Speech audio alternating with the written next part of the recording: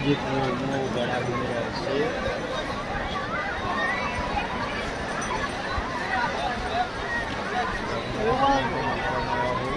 ଯେଉଁ ଭାଇମାନେ ମୋ ଭିଡ଼ିଓ ଦେଖିଛନ୍ତି ସେମାନେ ଜଗନ୍ନାଥ ଦେଖନ୍ତୁ।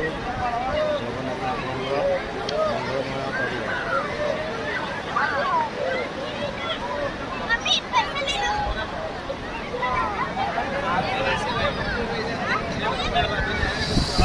ଆଜି ନୂଆବର୍ଷରେ ସମୁଦ୍ର ଟିକେ ଭିତରକୁ ପାଣି ପଳେଇ ଯାଇଛି।